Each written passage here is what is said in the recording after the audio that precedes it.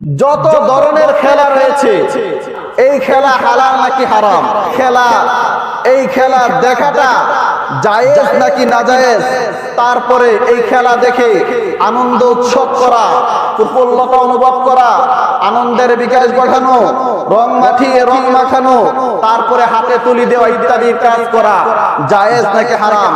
তারপরে এই খেলাকে কেন্দ্র করে নিজের দলের, নিজের মতের অথবা নিজের প্রপার্টির সাপোর্টার হিসেবে ওই দলের পতাকা গাছের উপরে, ছাদের উপরে, বাঁশের উপরে টানানো জায়েজ কিনা। তারপরে অনেকে এই খেলাকে কেন্দ্র করে এই কথা বলে, যেহেতু এটা মুসলিম কান্ট্রি, হয়তোবা আল্লাহ তাআলার পক্ষ থেকে ফেরেশতাদের মাধ্যমে, আল্লাহ তাআলার পক্ষ থেকে ফেরেশতাদের মাধ্যমে নুসরত করেছে, সাহায্য করেছে, যার কারণে তারা বিজয় লাভ করেছে। এই কথা বলা কতটুকু যুক্তিসঙ্গত? তারপরে অনেকে এই খেলার জন্য বা এই খেলাকে কেন্দ্র করে নিজের দলকে সাপোর্ট করার জন্য, নিজের দলকে বিজয় ঘোষণা করার জন্য, অথবা বিজয় বলে এইভাবে মান্যত করা যে আমি এই দল যদি জিতে তাহলে তার জন্য আমি এত টাকা মান্যত করিলাম, অথবা তার জন্য আমি সালাত আদায় করব, 2 রাকাত, 1 রাকাত, 10 রাকাত সালাত আদায় করব, অথবা এইভাবে তাদের জন্য দোয়া করা, অথবা এর উপর কেন্দ্র করে সওম রাখা। যদি এই দল বিজয় হয় তাহলে আমি তার জন্য 1 দিন, 2 দিন, 5 দিন রোজা রাখবো। এই ধরনের কথা বলা কতটুকু যুক্তিসঙ্গত? তারপরে 7ম নম্বর যে বিষয়টা আসবে, পৃথিবীতে যত খেলা রয়েছে আছে কি কোনো দিক যেই দিকের মাধ্যমে এই কথা বলে যে এটা জায়েজ, অথবা জায়েজের কোনো দিক আছে কিনা? সুবহানাকা লা ইলমা লানা ইল্লা মা আল্লামতানা ইন্নাকা আনতাল আলিমুল হাকীম। আল্লাহ পাক রব্বুল আলামিনের মহান দরবারে লাখো কোটি শুকরিয়া জ্ঞাপন করছি যে মহান রব্বুল আলামিন আমাদেরকে প্রতি জুমার নিয়াজকেও জুমার সালাত আদায় করার জন্য বেলাবো মধ্যপাড়া আল আকসা কেন্দ্রীয় জামে মসজিদে আসার মতো তৌফিক এনায়েত করেছেন। এই জন্য বলি আলহামদুলিল্লাহ। মুআজ্জাজ মুহতারাম ওয়া দিগর মুসল্লিয়ান ইকরাম, আপনারা জানেন আমরা গত জুমায় পতাকা নিয়ে আলোচনা করেছিলাম, বর্তমান প্রেক্ষাপট নিয়ে আলোচনা করেছিলাম। বলা হয়েছিল এই একটা সময়, যেই সময়ে মানুষ নিজেদের ঈমানকে ধরে রাখায় অনেকটা কষ্টসাধ্য হয়ে যাচ্ছে। আজকে খেলাকে কেন্দ্র করে জায়গায় জায়গায় ইসলামিক পতাকা উড্ডয়ন করছে, জায়গায় জায়গায় নিজস্ব অর্থ খরচ করে, বাপ দাদার ভিটামাটিও খরচ করে। গত কয়েকদিন আগে নিউজ দেখেছি, এক লোকে প্রায় 7 লক্ষ টাকার যে জমি বিক্রি করে সে পতাকা বানাইছে। এরকম অহরহ নিউজ আসতেছে যে জায়গায় জায়গায় নিজস্ব অর্থ খরচ করে বেদিনদের পতাকা নিজের আবেগ, নিজের ভালোবাসার বহিঃপ্রকাশ ঘটানোর জন্য আজকে বেধর্মীদের পতাকা তারা উড়াচ্ছে। এতে করে সরকারের কোনো ধরনের হস্তক্ষেপ হয় না, সরকারের কোনো ধরনের ক্ষতি হয় না, যার কারণে কখনো তাকে গ্রেফতার করে না, কোনো ধরনের পাকড়াও করে না। অথচ আপনারা জানেন গতকাল এর আগের রাত্রে রাজধানী ঢাকায় যাত্রাবাড়ির যে হানিফ ফ্লাইওভার রয়েছে, এর যে পকেট যে গেট রয়েছে, অর্থাৎ শুরুতে ঢুকতে যে গেট জায়গাটা পরে যাত্রাবাড়ির মাদ্রাসার ছাত্ররা তারা কালিমার পতাকাটা টানাইছিল। একদিন যেতে না যেতে রাতের বেলায় কালিমার দুশমনেরা, কালিমার শত্রুরা, ইসলামের শত্রুরা সেই পতাকাগুলোকে টেনে ছিঁড়ে ফেলেছে। বলেন নাউজুবিল্লাহ। চিন্তা করেন, হাজার হাজার লক্ষ লক্ষ টাকা খরচ করে আর্জেন্টিনার পতাকা লাগাইতে পারে, দেশের অর্থ অপচয় হয় না। ব্রাজিলের পতাকা লাগাইতে পারে, দেশের অর্থ অপচয় হয় না।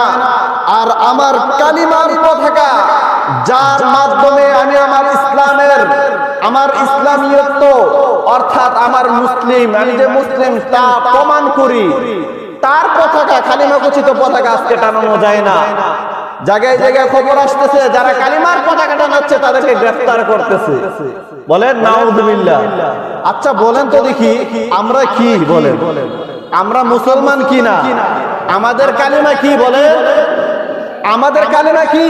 লা ইলাহা ইল্লাল্লাহ মুহাম্মাদুর রাসূলুল্লাহ সাল্লাল্লাহু আলাইহি ওয়াসাল্লাম। এই কালিমাটা একটা কাগজের মধ্যে, একটা পৃষ্ঠার মধ্যে অথবা একটা কাপড়ের মধ্যে খচিত করে আমার হাতে রাখা যাবে না। আমরা কেমন দেশে বসবাস করি? আমি আমার কালিমা, যার মাধ্যমে আমি যে ইমানদার তার প্রমাণ করি, সেটা আমার সাথে রাখা যায় না। এই দেশ কত অধঃপতনে গিয়েছে। আমরা কাদেরকে নেতা বানাচ্ছি?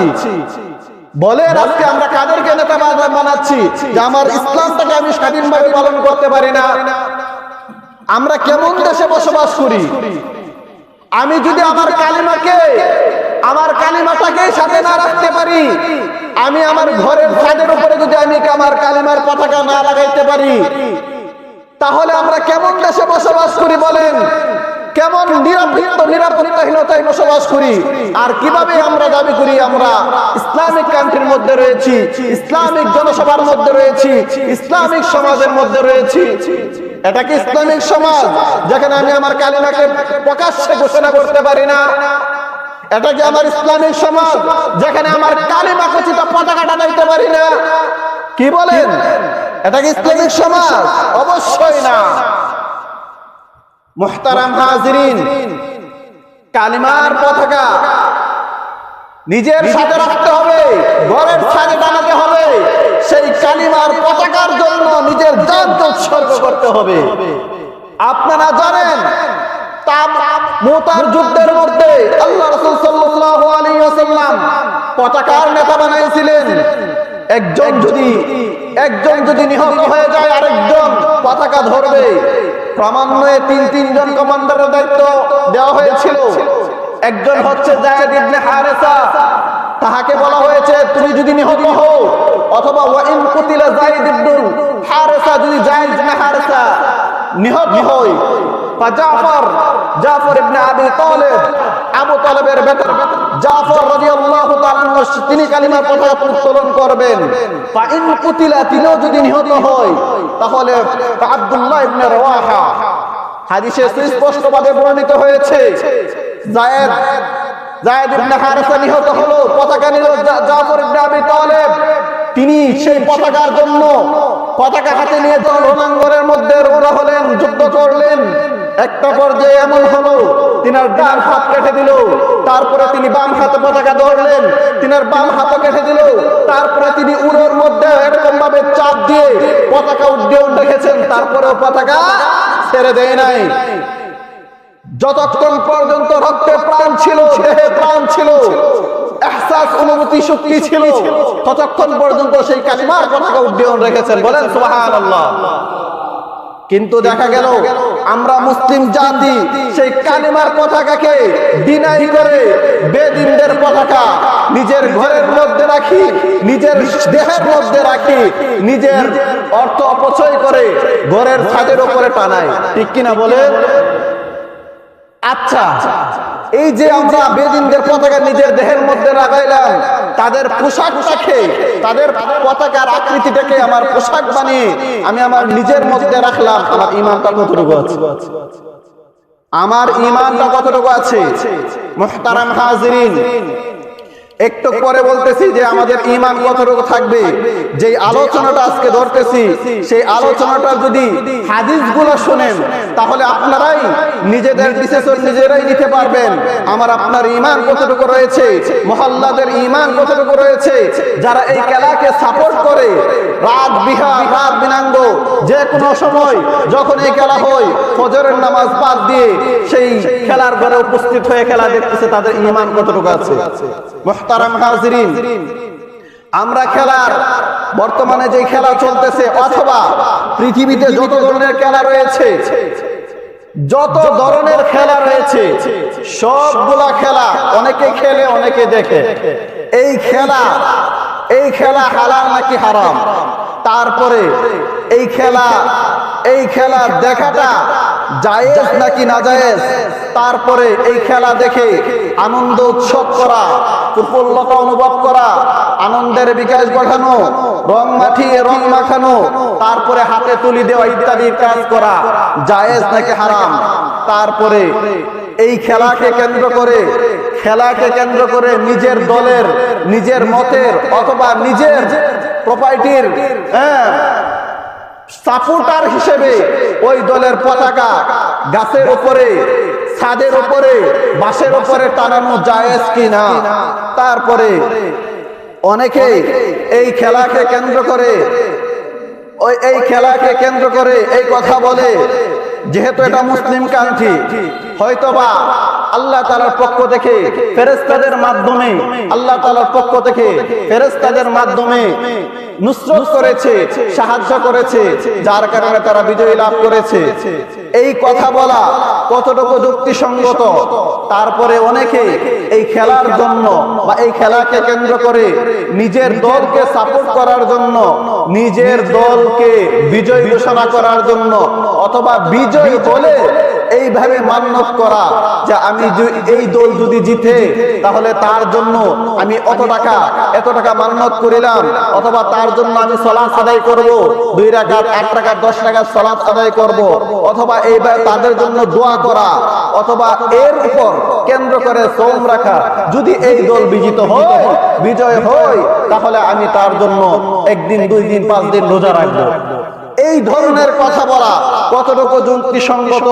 তারপরে 7 নম্বর যে বিষয়টা আসবে, পৃথিবীতে যত খেলা রয়েছে আছে কি কোনো দিক যেই দিকের মাধ্যমে এই কথা বলে যে এটা জায়েজ, অথবা জায়েজের কোনো দিক আছে কিনা? এই বিষয়গুলো ইনশাআল্লাহ ক্লিয়ার করব।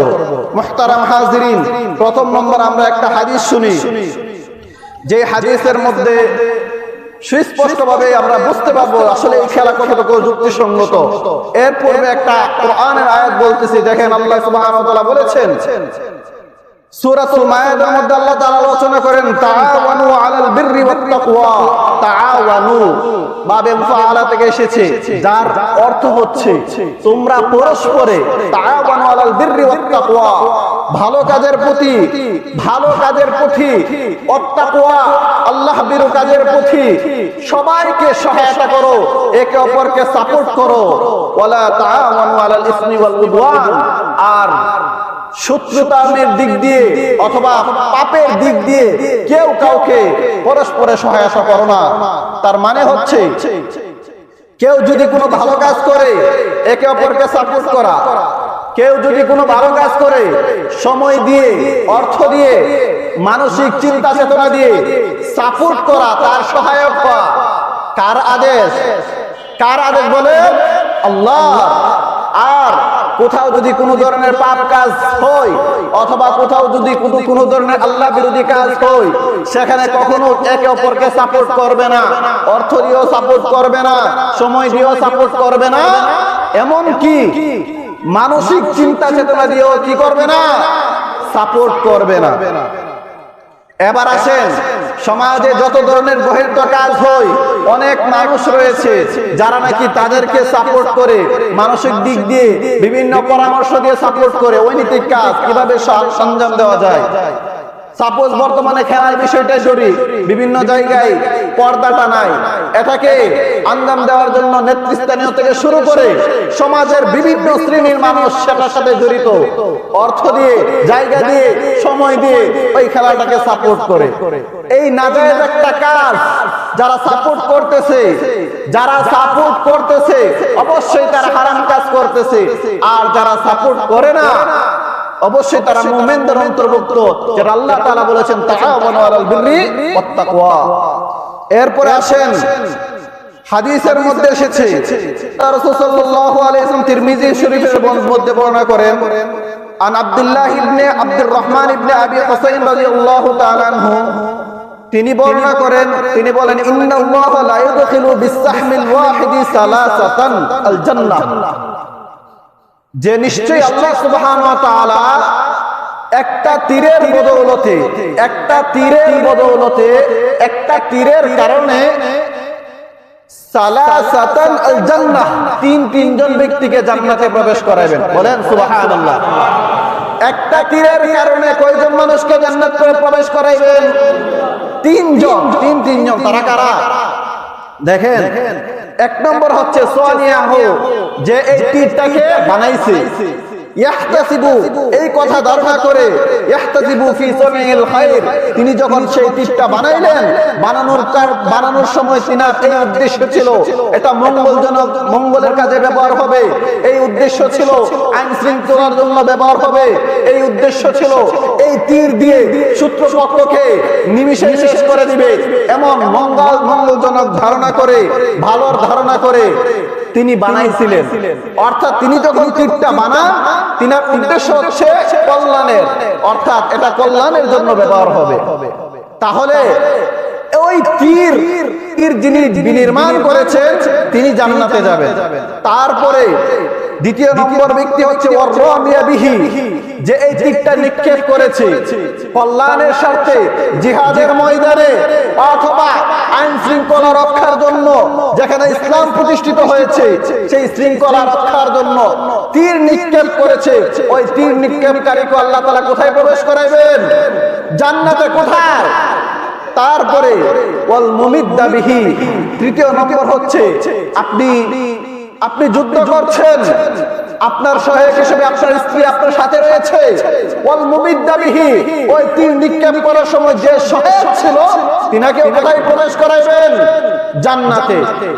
বোঝা গেল একটা তীরের মাধ্যমে আল্লাহ তাআলা তিনজন ব্যক্তিকে জান্নাতে প্রবেশ করাইবেন, যে কল্যাণের জন্য এটা ব্যবহার করেছে, যে নিক্ষেপ করেছে, যে বানাইছে, যে ওই বানানোর ক্ষেত্রে, নিক্ষেপ করার ক্ষেত্রে যিনি সহায়ক ছিলেন, এই তিনজন ব্যক্তিকে জান্নাতে প্রবেশ করাইবেন। তারপরে আল্লাহ রাসূল আরো বলেন, ওয়াকালা ইরমু ওয়ারকাবু ওয়ালা আনতারমু আহাব্বা ইলাইয়া মিন আন তারকাবু।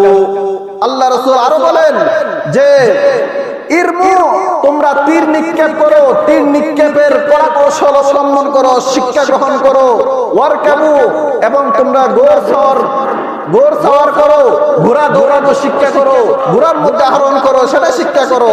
আর আল্লাহ রাসূল সেটাও বলেন, ওয়ালা আনতারমু আহাব্বা ইলাইয়া মিন আন তারকাবু, তবে আমার নিকট ঘোড় দৌড় শিখাচ্ছে তীর নিক্ষেপ শিখাটা বেশি প্রিয়। এরপর আল্লাহ রাসূল আরো বলেন, কুল্লু মা ইয়ালহুয়া বিহির রাজুলুল মুসলিমু বাতিল। আল্লাহ রাসূল উপরে উল্লেখিত কথাগুলো বলার পর তিনি এই কথা বলেন, আর রাজুলুল মুসলিম, পৃথিবীর যত মুসলিম রয়েছে, কুল্লু মা ইয়ালহুয়া বিহির রাজুলুল মুসলিম, মুসলিম সমাজ, মুসলিম ব্যক্তি যত খেলা খেলে বাতিল। কি বলেছেন? বাতিল। পৃথিবীর যত খেলা রয়েছে সবগুলাই কি বলে? বাতিল। তবে তিনটা খেলা ব্যতীত। কয়টা খেলা? তিনটা। সেই তিনটা কি? ইল্লা রামিয়াহু বিকাউসিহি, তীর দিয়ে নিক্ষেপ করা, তীরন্দাজি হওয়া, তীর শিক্ষা করা, তীর নিক্ষেপ করা শিখা, এই খেলাটা জায়েজ। ওয়া তা'দীবাহু ফারসাহু, এবং ঘোড়া দৌড়ানো শিক্ষা করা, এটাও একটা খেলা, সেটাও জায়েজ। আরেকটা হচ্ছে মুলাআবাতাহু আহলাহু, স্ত্রীর সাথে খেলাধুলা করা, সেটাও জায়েজ। ফা ইন্নাহুন্না মিনাল হক, এরপর আল্লাহ রাসূল বলেন, ফা ইন্নাহুন্না মিনাল হক, এগুলা করতে হবে, এগুলা অধিকার, এগুলা করা উচিত, এই কথা বলেন। দেখেন এখানে তিনটা খেলার কথা বলা হয়েছে। তীর নিক্ষেপ করা শেখা, যদিও এগুলা আক্ষরিক অর্থে খেলা বলা হয়েছে, কিন্তু পারিভাষিক ভাবে এগুলাকে খেলা বোঝায় না। কি বলেন? এগুলাকে খেলা বোঝায়? কেউ যদি আপনার তীর নিক্ষেপ করা শিখে, অথবা বর্তমানে তীর নাই, এখন কি শিখবে? অস্ত্র চালানো শিখবে, বুলেট নিক্ষেপ করা শিখবে, বিভিন্ন ধরনের ড্রোন বানানো শিখবে, হেলিকপ্টার বানানো শিখবে, যেগুলো দিয়ে দূর থেকে শত্রুকে প্রতিহত করা যায়, সেগুলো শিখবে। এখন এগুলাকে সামাজিক ভাবে বা পারিভাষিক ভাবে এগুলাকে খেলা বলে না। আক্ষরিক অর্থে যদিও হাদিসের খেলা বলা হয়েছে, শাব্দিক ভাবে যদিও খেলার অর্থ নেওয়া হয়েছে, পারিভাষিক ভাবে এগুলা খেলা নয়, বরং এগুলা একটা প্রশিক্ষণ। অনুরূপ ভাবে ঘোড়া দৌড়ানো শেখা, এটাকেও কেউ খেলা বলে না। তবে পারিভাষিক ভাবে যদিও খেলা না বলে, ইসলাম এটাকে খেলাই বলেছে। আর এগুলা করলে একটা পর্যায়ে এই খেলা আপনার কোনো না কোনো ইসলামিক কাজে আসবে। আর স্ত্রীর সাথে খেলাধুলা করা এটা তো খুবই সিম্পল একটা বিষয়, সবই জানেন, সবাই জানে। এরপরে যে কথাটা বলছেন ফাইন্নাহুন্না মিনাল হক, এগুলা করতে হবে, এগুলা করা উচিত। আরেকটা খেলার কথা বলা হয়েছে, সেই খেলাটা হচ্ছে সাঁতার কাটা। হাদিসে এসেছে আন আব্দুল্লাহ ইবনে ওমর রাদিয়াল্লাহু তাআলা আনহু আল্লিমু আবনাকুম আস-সাবাহাতা, যে তোমরা তোমাদের সন্তানদেরকে আস-সাবাহাতা সাঁতার কাটা শিখাও। এটা একটা খেলা, শাব্দিক অর্থে এটা একটা খেলা, যদিও পারিভাষিক ভাবে এটাকে খেলা বলে না।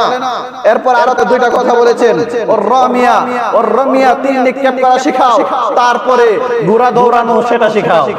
মুহতারাম হাজিরিন, এই উপরে যে দুইটা হাদিস বললাম, এই হাদিস থেকে সুস্পষ্টভাবে প্রমাণিত হয় পৃথিবীতে যত খেলা রয়েছে সেগুলা কি বলে? হারাম। সেগুলা কি? হারাম।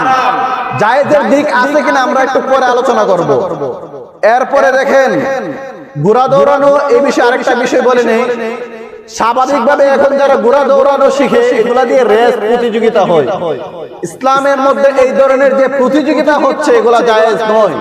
আল্লাহ রাসূল সাল্লাল্লাহু আলাইহি ওয়াসাল্লাম বলেন লা সাদাকা, কোন ধরনের প্রতিযোগিতা জায়েজ নয়, ইল্লা ফি নাসলিন আও খুফফিন আও হাফিরিন, অর্থাৎ প্রতিযোগিতা শুধু তীরন্দাজ বাহিনীর মধ্যে তীর নিক্ষেপ করা, সেখানে জায়েজ।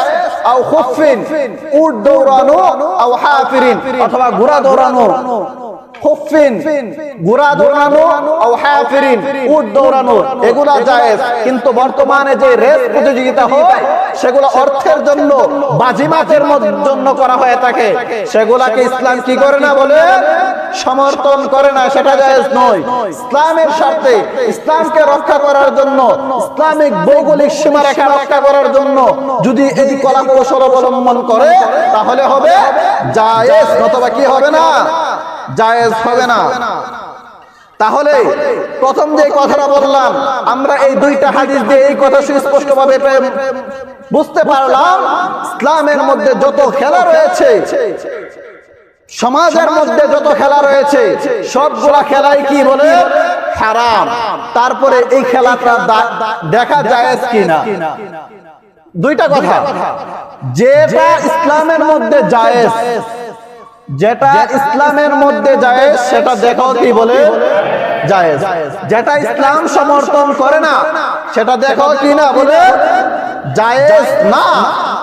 তাহলে দ্বিতীয় নম্বর যে প্রকারটা এসেছিল ওয়ান নাজরু জায়েজুন আমলা, খেলা দেখা জায়েজ কি না।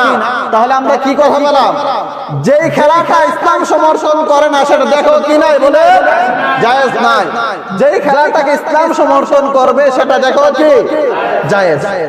কোন খেলা জায়েজ একটু পরে আসতেছে। তারপরে দেখেন, খেলা দেখে আনন্দ উৎসব করা, হাতে তুলি দেওয়া, রং ছিটানো, রং মাখানো, আনন্দ উৎসব করা, সেটা জায়েজ কিনা? একই অর্থ। যেই খেলা দেখা জায়েজ নয়, সেই খেলা দেখে আনন্দ উৎসব করাটা কি নয় বলে? হাতে তুলি দেওয়া জায়েজ হবে? হবে না। তারপরে সেই খেলাকে কেন্দ্র করে রং ছিটানো, রং মাখানো, সেটা কি জায়েজ হবে? না।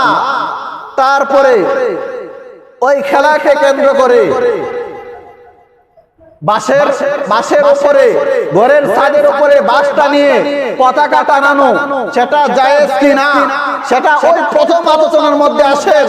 ইসলাম ওই সমস্ত পতাকাকে বৈধতা পোষণ করে, যেই সমস্ত পতাকার কারণে নিজের ইমানের বিকাশ ঘটবে, নিজের দলের বিকাশ ঘটবে, যেই দল যেই মত গ্রহণ করলে কখনো ইমান ভেঙে যায় না। তাহলে যারা এই পতাকা টানাচ্ছে খেলাকে কেন্দ্র করে, তাদের ইমান কতটুকু রয়েছে? হাদিসে এসেছে, দেখেন আল্লাহ রাসূল সাল্লাল্লাহু আলাইহি ওয়াসাল্লাম বলেছেন লাইসা মিন্না লাইসা মিন্না মান তাশাব্বাহা বিগাইরিনা, ওই সমস্ত দলেরা আমার দলের অন্তর্ভুক্ত নয়, ওই সমস্ত লোকেরা আমার দলের অন্তর্ভুক্ত নয়, মানে উম্মতে মুহাম্মাদের অন্তর্ভুক্ত নয়, যারা মান তাশাব্বাহা বিগাইরিনা, যারা অন্যের দল, অন্য দলের সাথে, অন্য মতাদর্শের সাথে অথবা বেদিনদের সাথে সাদৃশ্যতা অবলম্বন করে। এখন যারা পতাকা টানিয়ে বিভিন্ন জায়গার মধ্যে উড়াচ্ছেন আর তাদের সাপোর্ট হচ্ছেন, আল্লাহ রাসূল এটাই বোঝাচ্ছেন যে যেই দলের সাপোর্ট করবে মতের মাধ্যমে, অর্থের মাধ্যমে অথবা বিভিন্ন নিশানের মাধ্যমে, তারা তাদের দলের অন্তর্ভুক্ত। এরপরে আল্লাহ রাসূল আরেকটা হাদিসে বলেন, মান তাশাব্বাহা বিকওমিন ফাহুয়া মিনহুম, যে যেই দলের সাদৃশ্যতা অবলম্বন করবে, টাকা দিয়ে, অর্থ দিয়ে, পোশাক দিয়ে, তারপরে মতাদর্শের দিক দিয়ে, যে কোনো আসবাবে, যে কোনো উপায় উপকরণ দিয়ে কোন দলের সাদৃশ্যতা অবলম্বন করবে, তারা তাদের দলের এই অন্তর্ভুক্ত। তাহলে আবার চিন্তা করেন, আমার সমাজে আমার সন্তানেরা, আমার ভাই, আমার জাতি, আমার মুসলিম ভাইয়েরা তারা কোন দলের মতাদর্শ হচ্ছে, কাদেরকে সাপোর্ট করছে, তাদের মতাদর্শ কি, তাদের চিন্তা চেতনা কি, তারা যে আনন্দ উৎসব করছে, কোন জিনিসকে কেন্দ্র করে আনন্দ উৎসব করছে, সেটা ওইটার উপর ডিপেন্ড করবে যে যদি আমার মতাদর্শ কোন দলের সাথে মিলে যায়, আমি সেই দলের অন্তর্ভুক্ত হয়ে যাব। চিল্লায় বলেন নাউজুবিল্লাহ। এরপরে দেখেন, এই খেলাকে কেন্দ্র করে লক্ষ লক্ষ টাকা তারা অপচয় করছে পতাকা টানায়া। অথচ দেখেন কোরআনের মধ্যে আল্লাহ সুবহানাহু ওয়া তাআলা সুস্পষ্টভাবে দ্ব্যর্থহীন ভাষায় ঘোষণা করেছেন, ইন্নাল মুবাযযিরিনা কানু ইখওয়ানিশ শায়াতিন, নিশ্চয়ই মুবাযযির যারা অপচয়কারী তারা হচ্ছে শয়তানের ভাই। তারা কার ভাই? যারা অপচয় করছে তারা কার ভাই? চিল্লায়ে বলেন। এখন যারা এই খেলাকে কেন্দ্র করে নিজের পকেটের টাকা, বাবার টাকা, দাদার টাকা, নিজের পিতৃপুরুষের অর্থ সম্পদ, জমি বিক্রি করে পতাকা টানাচ্ছে, তারা কার ভাই? চিল্লায় বলেন, তারা কার ভাই? শয়তানের ভাই হয়ে কি জান্নাতে যাওয়া যাবে? শয়তানের ভাই হয়ে কি ঈমানের পরিচয় দেওয়া যাবে? শয়তানের ভাই হয়ে কি মুসলিম পরিচয় দেওয়া যাবে? অবশ্যই না। মুহতারাম হাজিরিন, একটু অ্যানালাইসিস করুন, একটু গবেষণা করুন, আমার আপনার ঈমান কোন পর্যায়ে গিয়েছে। আমি যে দাড়ি টুপি লাগিয়েছি, পাগড়ি লাগিয়েছি, আবার ওই দলকেও সাপোর্ট করছি, ফজরের নামাজ বাদ দিয়ে গ্যালারির মধ্যে চলে গেলাম, সেখানে গিয়ে তাদের খেলা দেখতেছি আর আত্মার তৃপ্তির ঢেকুর নিচ্ছি। বলেন নাউজুবিল্লাহ। আমার ঈমান কোথায় রয়েছে? এরপরে দেখেন, এই খেলাকে কেন্দ্র করে বিজয়ের পরে এই কথা বলা কোন মুসলিম ভূখণ্ড, যেমন এই বিশ্বকাপ খেলার মধ্যে মুসলিম ভূখণ্ড থেকে যাদেরকে আমরা মুসলিম মনে করি, ইরান, তারা এই খেলার মধ্যে অংশগ্রহণ করেছে। এখন যদি কোনো মুসলিম ভাই কথা বলে ইরান যদি বিজয় লাভ করে, ইরানের বিজয়টা হয়েছে সরাসরি আল্লাহ তাআলার ফেরেশতাদের মাধ্যমে, এই কথা বলাটা জায়েজ কিনা? আমার যারা এই সমস্ত কথা বলবে, আমার সন্দেহ রয়েছে তার ঈমান আছে কিনা। আমি কথাটা বুঝাইতে পারছি কিনা?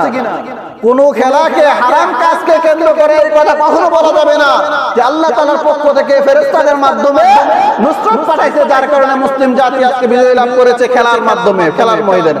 নাউযুবিল্লাহ। তারপরে এই খেলাকে কেন্দ্র করে সালাত আদায় করা, খেলার জন্য মানত করে সালাত করা, দোয়া করা, সিয়াম পালন করা, সবগুলোই হচ্ছে হারাম। তারপরে সর্বশেষ যে বিষয়টা বলার কথা ছিল যে এই খেলার কোনো জায়েজ সুরত আছে কিনা, খেলার কোনো জায়েজ সুরত আছে কিনা। দেখেন আল্লাহ রাসূল সাল্লাল্লাহু আলাইহি ওয়াসাল্লাম বলেছেন। আচ্ছা, এখানে আরেকটা হাদিস বলে নেই, যারা এই সমাজে দেখে, মুসলিম ভূখণ্ড থেকে অথবা পৃথিবীর যে কোনো প্রান্ত থেকে নিজে মুসলমান, নিজে কি বলে মুসলমান, কিন্তু মুসলমান থাকা অবস্থায় পৃথিবীর যে কোনো প্রান্তে থেকে ওই খেলাকে সাপোর্ট করা অথবা হারাম কাজকে সাপোর্ট করা, সেটা কতটুকু যুক্তি? আবু দাউদের হাদিস। এটা খুবই একটা সেনসিটিভ বিষয়। আপনারা একটু বুঝবেন যে আসলে সাপোর্ট করলে কি হয়। কথার মাধ্যমে সাপোর্ট করলাম, হাসির মাধ্যমে সাপোর্ট করলাম, পতাকা টানায় সাপোর্ট করলাম, এটা করলে কি হবে? আমি তো অনেক দূরে রয়েছি, আমি তো আর্জেন্টিনার মধ্যে নাই, আমি তো ব্রাজিলে যাই নাই, আমি তো আমেরিকায় যাই নাই, আমি তো মেক্সিকোতে যাই নাই, সুতরাং দূর থেকে সাপোর্ট করলে কি হয়? সুস্পষ্ট হাদিস, সরল অনুবাদটা শুধু বুঝেন, ব্যাখ্যার প্রয়োজন নাই। সরল অনুবাদ শুনলে আপনারা বুঝতে পারবেন আমার আপনার সাপোর্টটা কতটুকু ঈমানের জন্য হুমকি। দেখেন, আল্লাহ রাসূল সাল্লাল্লাহু আলাইহি ওয়াসাল্লামের কাছে এক লোক আসছে, আয়েশা প্রশ্ন করছে, ইয়া রাসূলুল্লাহ, ওগো আল্লাহর রাসূল, কোন লোক যদি দূর থেকে কোনো মতাদর্শকে বা কোনো দলকে বা কোনো ভূখণ্ডকে সাপোর্ট করে, সেটা কতটুকু যুক্তিসঙ্গত, তার ঈমানের কি হুকুম? হাদিসে এসেছে, ইযা উমিলাতিল খাতিআতু ফিল আরদি, যখনই কোনো ভূখণ্ডের মধ্যে কোনো অপরাধ ঘটমান হয়, কোনো অপরাধ কাজ করা হয়, তাহলে মান শাহিদাহা ফাকারিহা, যারা ওই ভূখণ্ডের মধ্যে উপস্থিত রয়েছে অতঃপর ওই অপরাধটাকে ডিনাই করেছে, অস্বীকার করেছে, অপছন্দ করেছে, আল্লাহ রাসূল বলেন কানা কামান গাবা আনহা, কেমন যেন সে ওই জায়গার মধ্যে উপস্থিত ছিল না, সে জায়গার মধ্যে অদৃশ্য ছিল, দূরে কোথাও গিয়েছিল, এমনটা অনুভব হবে। সাপোজ মনে করুন আপনাদের এই বেলাবো গ্রামে কোথাও নাচ গান হচ্ছে, আমরা সকলেই উপস্থিত এখানে আছি, কিন্তু আমরা মন থেকে অপছন্দ করেছি। মন থেকে কি করেছি বলে? অপছন্দ করেছি, অথচ আমি উপস্থিত। আমরা মন থেকে অপছন্দ করেছি, মন থেকে ঘৃণা করেছি, বাধা দেওয়ার চেষ্টা করেছি। এমন ব্যক্তিকে আল্লাহ রাসূল ঘোষণা দিয়েছেন কানা কামান গাবা আনহা, কেমন যেন সেই ব্যক্তিটা ওই এলাকার মধ্যে উপস্থিত নাই। পক্ষান্তরে আল্লাহ রাসূল আরো বলেন ওমান গাবা আনহা, যেই ব্যক্তি কোথাও অপরাধ জড়িত কাজ হচ্ছে, অনৈতিক কাজ হচ্ছে, হারাম কাজ হচ্ছে, আর যেই ব্যক্তি নাকি দূরে রয়েছে তারপরেও রাদিয়াহা, ওই অনৈতিক কাজকে সাপোর্ট করেছে, তারপর সন্তুষ্ট প্রকাশ করেছে, আল্লাহ রাসূল ঘোষণা দিয়েছেন কানা কামান শাহিদাহা, কেমন যেন ওই ব্যক্তি, কেমন যেন সে প্রত্যক্ষদর্শী, কেমন যেন সেই অপরাধের কাছে জড়িত রয়েছে, অপরাধ যেখানে ঘটমান হচ্ছে, কেমন যেন সে এখানে উপস্থিত থেকে সেই অপরাধকে সাপোর্ট করছে। বলেন নাউজুবিল্লাহ। এখন যারা দূর দূরান্ত থেকে বিভিন্ন রাষ্ট্রকে সাপোর্ট করছে, যারা দূরে থেকে সাপোর্ট করছে অথচ জানে এটা হারাম, কেমন যেন সে প্রত্যক্ষদর্শী সশরীরে উপস্থিত হয়ে সেই হারাম কাজকে সাপোর্ট করছে। এরপরে শেষ কথাটা বলে শেষ করে দিচ্ছি। দেখেন, আছে কি কোনো দিক খেলা জায়েজ হওয়ার? আছে কি কোনো সহিহ দিক? তিনটা শর্তে খেলা জায়েজ। কয়টা শর্তে বলে? তিনটা শর্তে খেলা জায়েজ।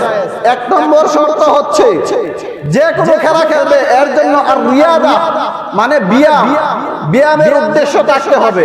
প্রথম নম্বর শর্ত কি বলে? যে কোনো খেলা খেলবে উদ্দেশ্য থাকবে কি? ব্যায়াম। এখন আপনি ফুটবল খেলেন, বাধা নাই, ক্রিকেট খেলেন, বাধা নাই, দৌড়াদৌড়ি খেলেন, হাডুডু খেলেন, বাধা নাই, কোন ধরনের খেলাই বাধা নয়, বাধা নেই। ইসলাম নাজায়েজ করে না যদি আপনার প্রথম নম্বর শর্ত ব্যায়াম উদ্দেশ্য থাকে, নিজের শরীর চর্চার উদ্দেশ্য থাকে, তাহলে খেলা কি নাই? হারাম হবে না। আপনি র্যাকেট খেললেন ব্যায়ামের উদ্দেশ্যে, আপনার খেলাটা হারাম হবে না, একটা শর্ত। দ্বিতীয় নম্বর শর্ত হচ্ছে নিজের মধ্যে, দ্বিতীয় নম্বর শর্ত হচ্ছে ওই কাজ করার সময় কোনো হারাম কাজে লিপ্ত হওয়া যাবে না, শরীয়ত বহির্ভূত কোনো কাজ সাথে অ্যাডজাস্ট হওয়া যাবে না। যদি শরীয়ত বহির্ভূত কোনো কাজ অ্যাডজাস্ট হয় তাহলে ওই খেলাটা নাজায়েজ। এখন ফুটবল খেলতেছে, শরীয়ত বহির্ভূত কাজ, সে ল্যাংটা হয়ে খেলতেছে, হাফ প্যান্ট পরে খেলতেছে, তাহলে কি এটা জায়েজ হবে? না, শরীয়তের যে ফরজিয়ত যে বিধান সেটা অবশ্যই দেখে রাখতে হবে, তারপরে খেলুন। তৃতীয় নম্বর যে শর্ত, এই খেলার কারণে শরীয়তের কোনো বিধান লঙ্ঘন করা যাবে না। আপনি খেলতেছেন, নামাজের সময় হয়েছে কিন্তু আপনি নামাজ পড়লেন না, আপনার খেলাটা হারাম। কিন্তু আপনি খেলতেছেন, নামাজের মধ্যে খেয়াল রয়েছে, শরীয়তের কোনো ফরজিয়ত বিধান আপনার থেকে ছুটে যায় না, তাহলে কি হবে? জায়েজ নতুবা হারাম। মুহতারাম হাজিরিন, সর্বশেষ একটা হাদিস বলে শেষ করে দিচ্ছি। অনেকে নিজের আইডল, নিজের নেতা, নিজের মতাদর্শের ব্যক্তিকে অথবা যাকে ভালো লাগে তাকে বিভিন্ন ভাবে প্রশংসা করে। অনেকে মেসির প্রশংসা করে, তার পোশাক লাগায়, তার জন্য প্রশংসা করে। তারপরে বিভিন্ন নির্বাচনের সময় নিজের মতাদর্শের ব্যক্তিকে সাপোর্ট করার জন্য অমুক ভাইয়ের চরিত্র ফুলের মতো পবিত্র, এই ধরনের কথা বলে, তাকে সাধুবাদ জানায়, প্রশংসা করে। এই প্রশংসাটা কতটুকু জায়েজ? হাদিসে সুস্পষ্ট ভাবে এসেছে, ইজা মুদিহাল ফাসিকু গাদাবার রাব ওয়াহতাজ্জা লাহুল আরশ। যখন কোন ফাসিক ব্যক্তি, কোন কাফের ব্যক্তি অথবা বেঈমান ব্যক্তি, জানে লোকটা ফাসিক, জানে লোকটা কাফের, জানে লোকটা বেঈমান, কিন্তু তার প্রশংসা করছে, এমন ব্যক্তির ব্যাপারে বলা হয়েছে গদাবার রব। কে অসন্তুষ্ট হয়? বলে আল্লাহ তাআলা অসন্তুষ্ট হয়। গদাবার রব, কোন ফাসিক ব্যক্তিকে যখন প্রশংসা করা হয়, আল্লাহ রাসূল বলেছেন গদাবার রব, স্বয়ং আল্লাহ তাআলা রাগান্বিত হয়, আল্লাহ তাআলা তার উপর গুসা করেন। ওয়াহতাজ্জা লাহুল আরশ, তার এই মুহাব্বতের কারণে, তার এই প্রশংসার কারণে ওয়াহতাজ্জা লাহুল আরশ, স্বয়ং আরশ কেঁপে ওঠে। বলেন নাউযুবিল্লাহ। এখন যারা ফাসিক ব্যক্তির প্রশংসা করছে, নিজের নেতা জানে সে ফাসিক, তারপর প্রশংসা করছে, অমুক ভাইয়ের চরিত্র ফুলের মতো পবিত্র, অথবা একটা কাফের খেলোয়াড়ের সাপোর্ট করে তার প্রশংসা করছে, তার পোশাক তার নিজের গায়ের মধ্যে লাগাচ্ছে, সে কত বড় অন্যায়ের মধ্যে লিপ্ত হচ্ছে, চিন্তা করেন। আল্লাহ সুবহানাহু ওয়া তাআলা সকল কথা বুঝে শুনে আমল করার মতো তৌফিক দান করুন। সকলে বলেন আমিন। আমরা যারা সুন্নত করি না, 4 রাকাত কাবলা জুমা দেবেন ইনশাআল্লাহ।